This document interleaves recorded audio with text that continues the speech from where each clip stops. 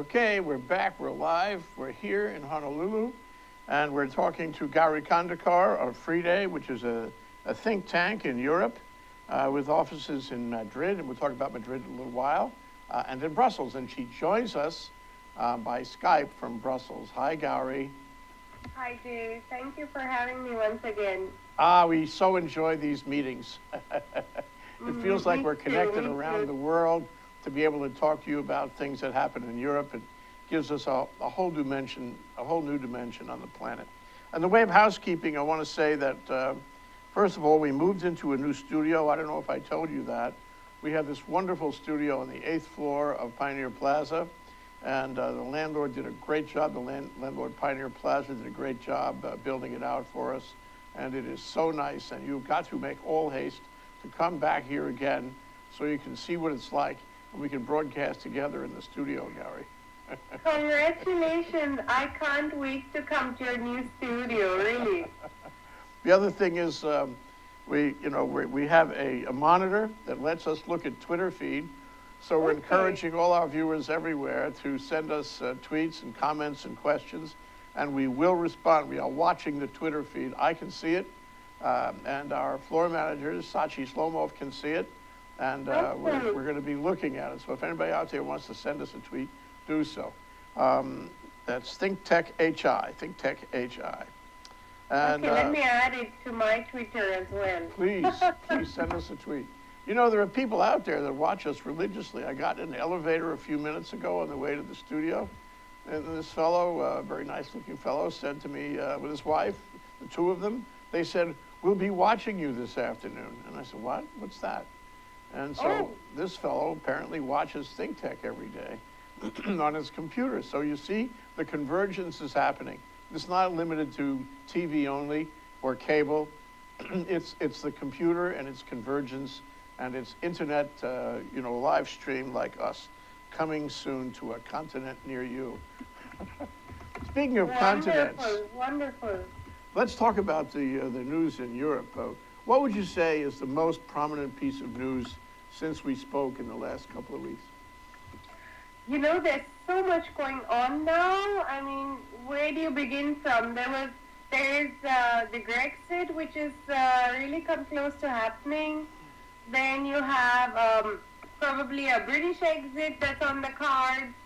Then you have the ISIS, which is really persisting, and it is a major threat, but now, it's become something like usual business in a way.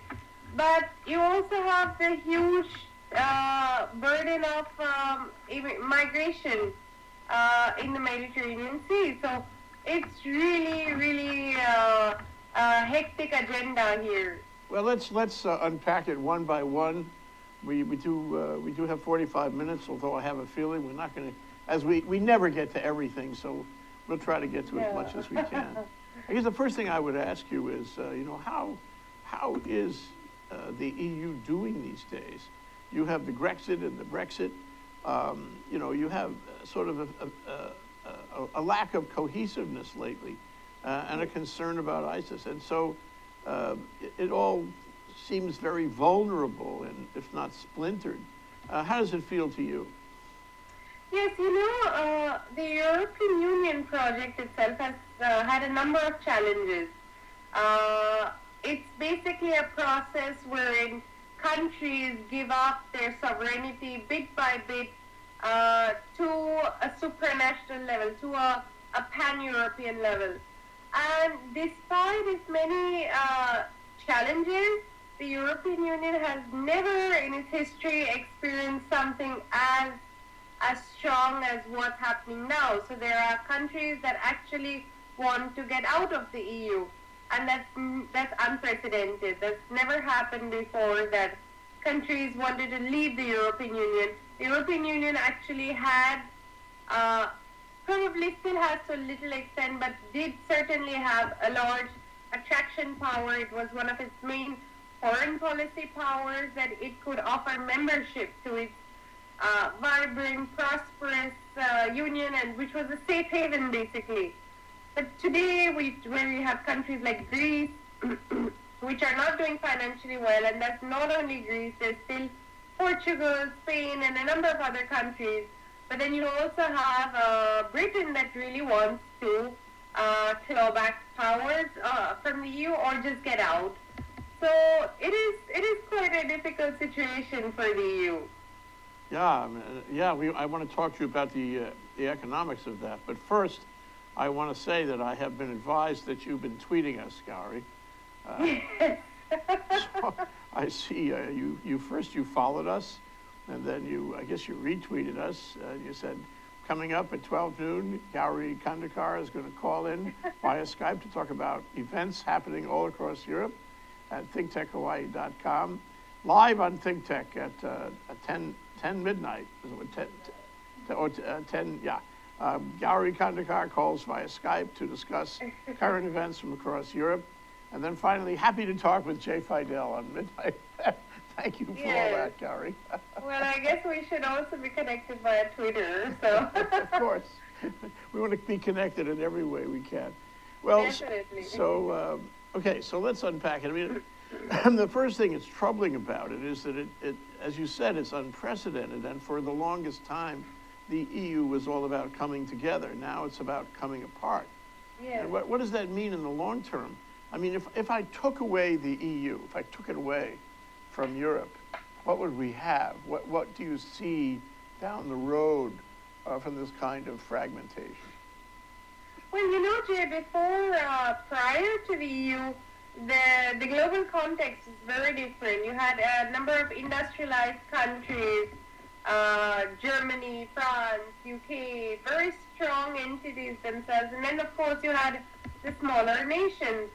Today, given the rise of mega emerging powers like China, India, Brazil, even South Africa, Mexico, there are other alternatives. There are bigger countries which really dwarf European countries. And while Britain, France, and Germany already might struggle to become I would even say they can be called middle powers and not global powers. Mm-hmm. I think other countries, the smaller ones, would basically just be dots on the map.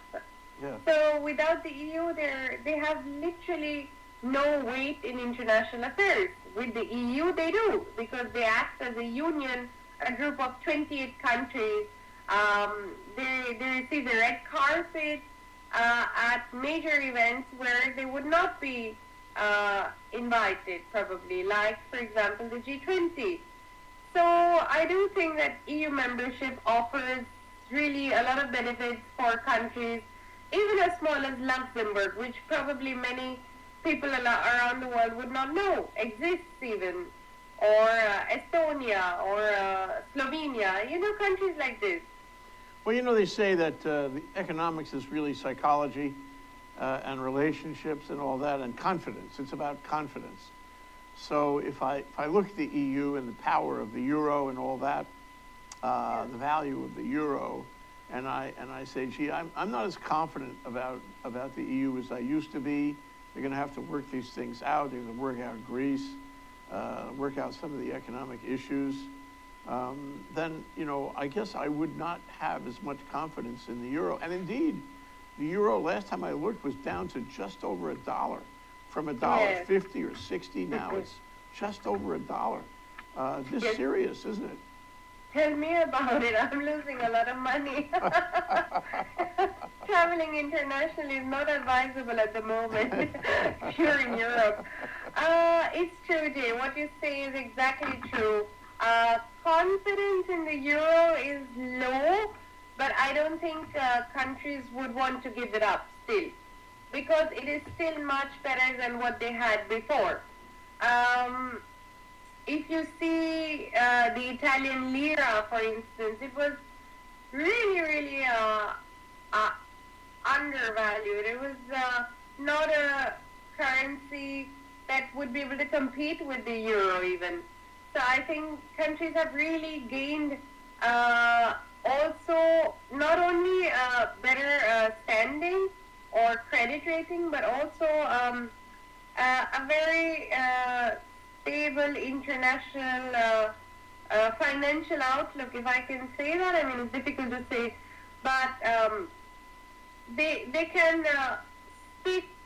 converse internationally in terms of financial resources.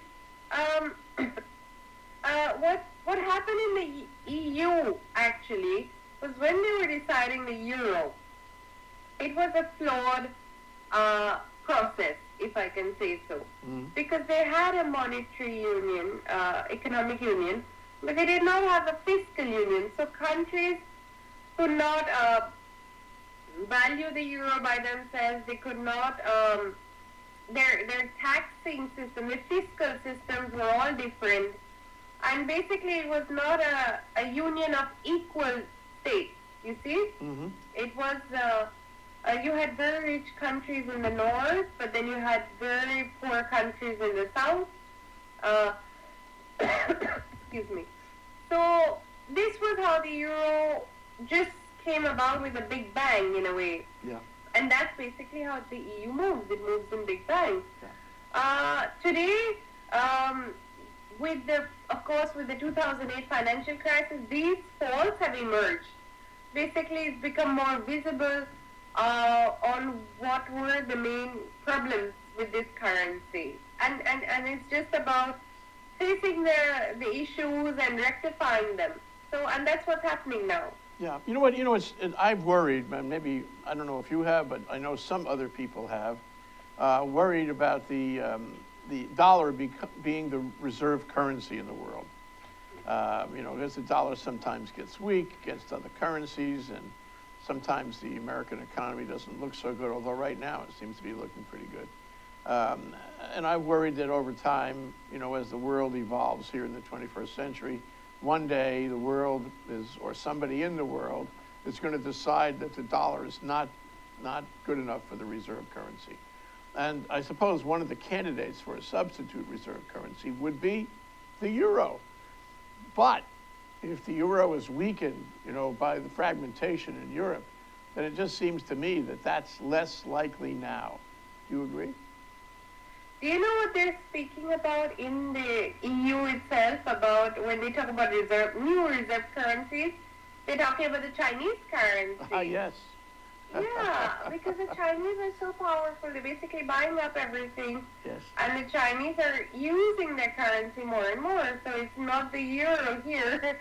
The Europeans are more worried about the Chinese. And they have $3 trillion dollars in reserve. I mean,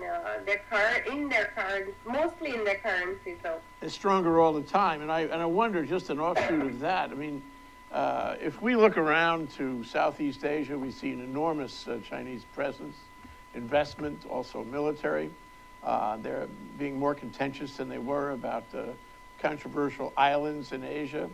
They're making inroads economically and by soft power throughout, Asia, including India. I think you mentioned the last time we spoke, the Chinese have a bigger presence in India now. yes. But what about Europe? Do you see them? Are they buying up Europe too? Of course. I mean, definitely you see them everywhere. You see Europe is still a significant source of technology transfer for Asia, including, of course, China and India prominently. So most of the technology comes from Europe. Now, you cannot just give technology like in a CD, Technology comes from cooperation, or if these Asians would jointly produce, or they would take over a European company. And that's what the Chinese are doing. They're basically taking over a number of companies. They're working here, they're working with these companies, and it's more about technology than anything. And the U.S., like you mentioned, is doing financially very well. Its companies are doing very well, and they're probably more guarded about their own technologies than the Europeans are. So, yeah, so that's what's happening. Okay, we got to, guess what? We have another, it must have been something we said, Gauri. We have another tweet. This one comes from Mark Ward, who follows us from Chicago. And he says, wow. what is the overall perception in Europe in regard to how the United States is handling the continued threats of ISIS? Okay, this takes us off to ISIS, and we need to talk about that anyway, but what would be your reaction? What is the perception in Europe as to how the U.S. is handling the threat of ISIS? How the U.S. is handling the threat of ISIS? Well, the U.S. seems to be the only country that's really doing anything to tackle ISIS. Of course, the Europeans see the Americans as in a leading role. You know, even though this is Europe's neighborhood more so than America's priority. And still, the Europeans are not taking as much lead as the Americans. Basically, it's the U.S. that has carried out the most number of strikes on ISIS. There have been more than 1,000 strikes, and it's the Americans that have undertaken the majority of it. So it's quite clear, and regionally there is no strategy. Countries in the region seem more involved in their own priorities vis-a-vis the Shia-Sunni divide, or preventing regional hegemony of Iran. So it's really America is the only power that has an idea of where to go and what to do, but the others really seem to be lost, and the Europeans do not have a coherent European strategy. Oh, interesting. So yeah. Would you say then that the average European sees the American involvement, which seems to be increasing on the ground, the American involvement as courageous or perhaps as foolish in dealing with ISIS? Are we heroes, or are we fools? Well, for the Europeans, you are more saviors than heroes. Okay, you know? Got it. Well, I mean, the Europeans really feel more secure when the Americans are around. That is clear. I just came back from 2 events today with the Koreans and the Japanese, and all the Europeans said were, yes, you know, there are challenges in the region. The U.S. has pivoted, and they're of course worried about how to handle challenges in their own region, because they don't have a coherent approach. They don't have a united front, and the EU does not have an army of its own. So the American role in the region, in Europe's region, still is critical. It's critical because otherwise you won't have a unified approach.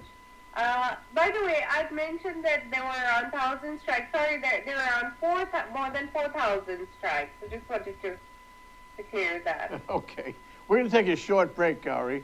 And we'll come back and talk more about ISIS and how people perceive ISIS and what all that means, and the meeting you told me about in Paris regarding a coalition to deal with ISIS. This is Midnight in Brussels with Gauri Khandekar. Joins us. She's with FRIDE. She joins us by Skype video from Brussels every 2 weeks. And we're updating with Gauri all about ThinkTech Global. We'll be right back. Aloha, I'm Hunter Hevlin, host of Sustainable Hawaii here at ThinkTech Hawaii. You can tune in every week on Thursday at 2 p.m. to see interviews with sustainability professionals from around the state and even further abroad, learning about activities with water management, food security, waste management, and a whole host of other fascinating opportunities to get engaged with making a greener island. So if you're interested in making the transition from consuming individuals to communities of producers, check us out every Thursday. Hi, I'm your host on ThinkTech Asia, Bill Sharp. I look forward to you joining us each Monday between 4 and 5 o'clock when we film right here in our studio in downtown Honolulu. The show, ThinkTech Asia, focuses on contemporary events in Asia, and by Asia we mean anything from Hawaii, south to Australia and New Zealand, west to Pakistan, and as far north as the Russian Far East. Clearly, this is one of the most economically dynamic centers of the world. and we bring you up to date on what's going on in a whole host of countries in this very vital region. We look forward to seeing you. Aloha. We're back. We're live with Gauri Khandekar. It's midnight in Brussels, and we call this show Midnight in Brussels with Gauri Khandekar, part of our ThinkTech Global series, and we update on things in Europe with Gauri, and we take tweets, including tweets from Mark Ward. And thank you, Mark, for having raised the subject a moment ago about the continued threat of ISIS. But continuing on that, Gauri, you mentioned to me that there was a meeting in Paris recently among a coalition of people, a coalition of countries who want to form a plan about dealing with ISIS. Can you talk about that? Sure. So there was a meeting in Paris earlier this month with about 24 foreign ministers or their representatives for different countries, and they were trying to basically discuss how to combat ISIS and find a common strategy. But that did prove difficult. You know, they have different priorities, like I mentioned. Who should take action? What should we do? What about the effectiveness? So it's more than a 60-nation coalition which had begun operations as last August, but it's really it lacks a coherent strategy and a futuristic plan on what to do, and they keep on focusing on their own issues, priorities, especially regional actors. Like for instance, Saudi Arabia is looking at Iranian role in the region, Iranian hegemony, and so are the Arab Gulf states. And they also, Iraq is looking at the Kurds, and so this is really something that is very, very unstrategic. There are Kurds who are fighting the ISIS on the ground, and they did not even get an invite to this meeting. So I think that was one of the biggest faux pas. Yeah. Oh, too bad.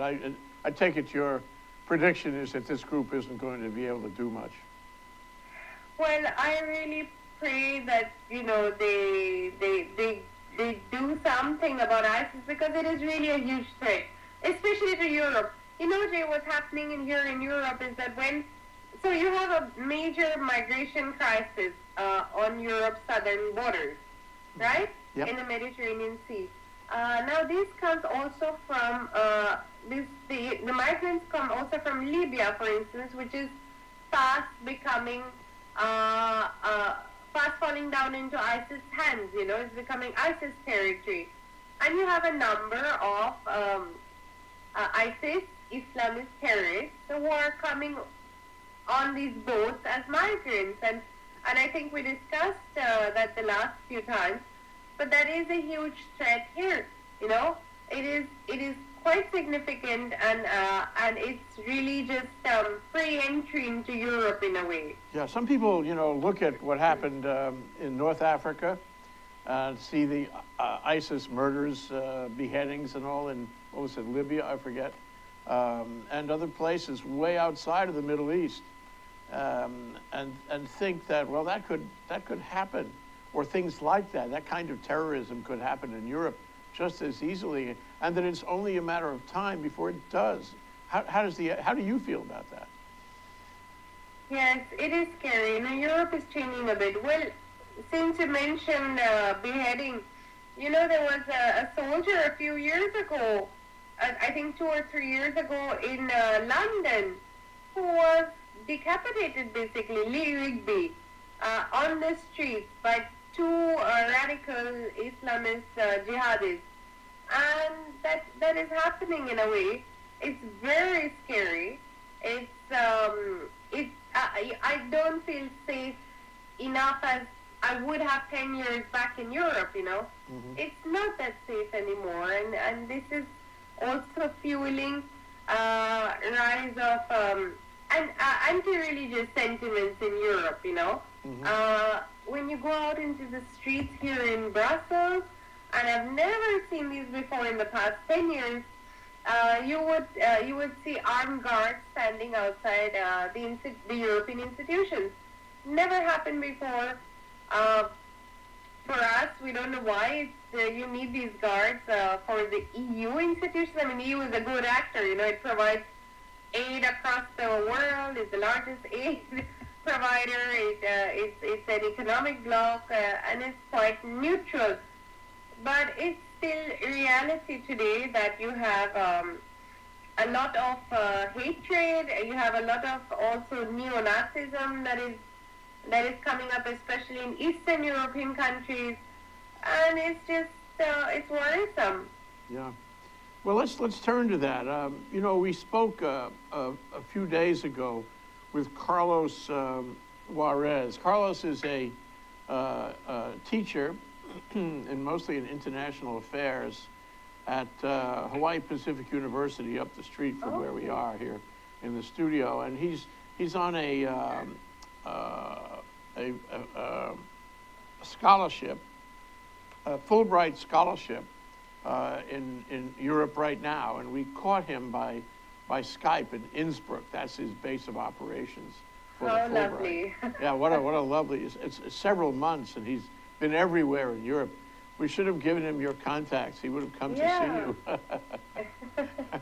And he's still in full process. I mean, he's going to see a friend of mine in Poland, in Krakow.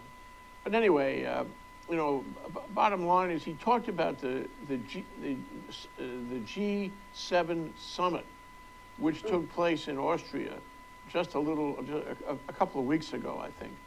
And he mentioned, you know, that there were several European leaders there, but they had decidedly not invited Putin.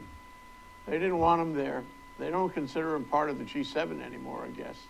And they're, you know, they feel that he has not mended his ways at all. And in fact, that whole thing seems to be heating up. There was something in the paper this morning about how American tanks are being positioned on the west side of Ukraine and Latvia, Estonia, Lithuania. So Putin has succeeded in creating an enormous amount of tension there. And I wonder how that plays with you in Brussels and the rest of the EU. Yeah, when the G7 countries had removed Russia last year in March. Now, you know, today there are two issues. Today, Russia has risen again. Let's say from the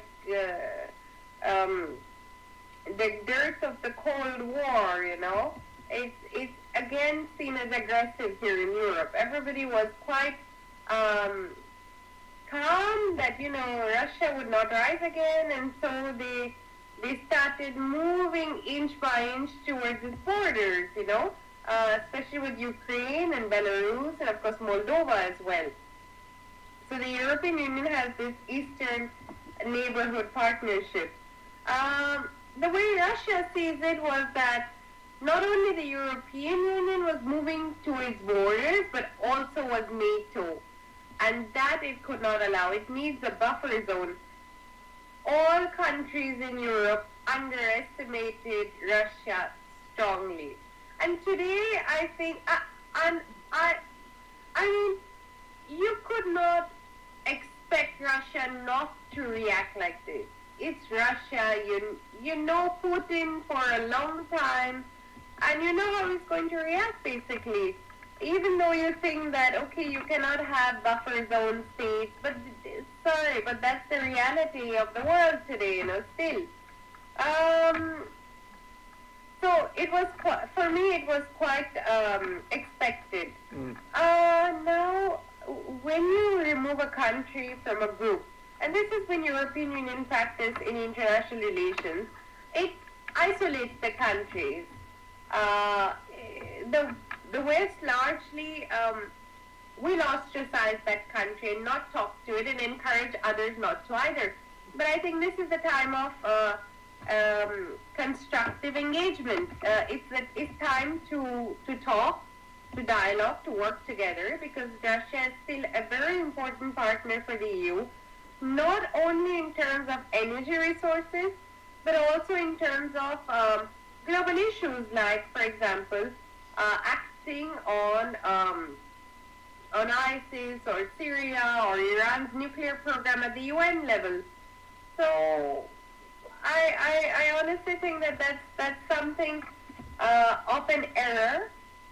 It's still time to talk again, and when you talk, you can resolve issues. The sanctions are still going on, and it's not good for neither European economy nor the Russian economy. Yeah, it exacerbates things. And indeed, fact is that before this all started winding in the wrong direction, Russia had so many economic and business contacts with Western Europe that those are in jeopardy now. And, this is not a good thing to have this happen. But let's take a short break, and then we'll come back and talk about some other things that you've seen that you're writing about. I always want to know what you're writing about. That's Gauri Khandekar. She's with FRIDE, which is a think tank in Europe. And she spent a summer 2 years ago here in Honolulu. Maybe it was more than a summer with Pacific Forum, so we know her well. We call this show Midnight in Brussels because she stays up late for us. Thank you for doing that, Gauri. You're most welcome. We'll be right back. Aloha, my name is Josh Green. I'm a senator from the Big Island. I work in the ER there. But on Tuesday afternoons, I get to come and spend 45 minutes to an hour with Jay Fidell and the ThinkTech staff. They're terrific professionals. They help us to bring some of the leading cutting-edge topics here across our state to you. So you can join us at our show on healthcare in Hawaii to talk with leaders from across all the spectrum of health in our state, or you can join us for any other show where we talk about economic development or tourism or some really eclectic programs too. So really, we'd love to see you here on our show. Thanks for joining us and thanks for supporting us. Aloha, my name is Paul Jackson, better known as PJ, and my local interest is in sports. I have my own sports radio show at KWAI AM 1080 that you can stream live. I also have my own website, pjsportsradio.com. We have live guests in studio, and we talk about discussions and topics that everyone wants to know locally here on the islands. We cover everything from surfing to basketball to whatever's going on locally, sports-wise. We try to do our best and cover the topics in depth as much as we can. Once again, thank you for joining PJ here on Hawaii Sports Update. Mahalo. We're back, we're live, we're here with Gauri Khandekar. We're here on Bishop Street or 4th Street Mall here in Honolulu in the Pioneer Plaza at the core of downtown Honolulu, and she's in Brussels. Exactly where in Brussels, by the way, Gauri? Well, I'm in the center of Brussels, right next to the European Union institutions. That's basically in the proximity of my workplace. I work with the institutions, so I'm based quite near to my work. So Oh, that's great. good life balance. And the food is good, right? Well, mostly. probably not. but you have a mix of very different cuisines, so yes, I would say so. Yeah, okay. When I was there last time, which was, 10, 15 years ago, the food was all French. Everything was French in Brussels. Now it's diversified. You have good Indian, Japanese, Asian restaurants, but a lot of Italian restaurants. So next time you come here, Jay, I will take you to eat very different cuisines. Okay, I want that. So let's talk about your research for a moment. As a member of the the FRIDE think tank, what are you reading and writing about? Well, at FRIDE at the moment I'm writing two things. One is on the EU-India relationship and how it could do with the forum on urbanization, but also about how Russia is viewed, or the Russia-Ukraine crisis was viewed by Asian countries. So I think that's part of the FRIDE bit. But apart from FRIDE, I am editing 3 books at the moment. One is on the EU-India strategic partnership facing the foreign policy divide. The second is on Japan's strategic partnerships in the region. And the third is on the Asia-Europe meeting. So very busy at the moment. Oh, global subjects for sure. and subjects which could have a huge effect on trade and relations going forward. That's great. Where can we find your writing? I will send you the link soon. My India book will. Oh, sorry. First, any FRIDE publication is freely downloadable on our website. That's www.fride.org. You can go to my name under researchers and you can download everything for free, including a book on ASEAN. And next time I come, I will probably have a flyer of my new book to share with you and your audience. So, oh, that's great. Definitely. I'm looking forward to that. So as part of your work for FRIDE, you get to go to the headquarters in, Madrid? From time to time, and so you were there a little while ago, and what's it like in Madrid these days? Do you like it better than Brussels? I was just there last week. Last Wednesday, I was speaking at an event that we'd organized on Japan's security considerations. And, you know, I really like Madrid. It's lovely. You feel like you go in a time warp, basically, because it's mainly gray and rainy here in Brussels, like in London normally. But you come out of the airport and it's bright and sunny, and, you know, people are lively, and food is great. Also, shopping is wonderful. Zara is based in Madrid, and so is Mango and Massimo Dutti, so I love it. But you have a lot of squares, plazas, like they say, that you can just sit down and eat tapas, have drinks, and, you know, it's wonderful. I absolutely love Madrid. San Miguel beer and pupus, seafood pupus, as I remember. And then you throw the shells on the floor of the bar, and they climb up. They're a foot thick by the end of the evening. Yeah, it's really nice. The pulpo is lovely. It's the octopus, which is my favorite. But amazing people even. People are livelier, and I think it's the sun. I think the sun makes them happier. And they're friendly, aren't they? The Spanish are friendly. They're very warm and engaging. Very lively. Yeah. We don't spend enough time in Spain. Trouble is that they eat dinner at around 10 or 11, which is really, I'm starving by then. The Mediterranean style. Yeah, but I still wouldn't change Brussels for Madrid probably. It's home now for me, so. Yeah. Well, let's talk about what I caught. I don't remember where I caught it, but about a new program in Spain, which allows repatriation of Sephardic Jews anywhere in the world, where they can wherever they're living, wherever they're resident or citizen, they can apply for citizenship in Spain if they can demonstrate they're Sephardic Jews, and that means Spanish Jews. And this is all kind of a return, or rather a correction of what happened in 1498, as a matter of fact, or 1492. The years of the Inquisition in Spain, where the Spanish monarchy did terrible things to the Jews, and ultimately forced them underground or out of the country. But this is an attempt to make amends, I guess, to allow them to come back and be citizens simply on the basis of their DNA. Jay, this is so interesting, you know. I mean, you were right, it's 1492, and this move, I mean, why now, you know, and why, basically?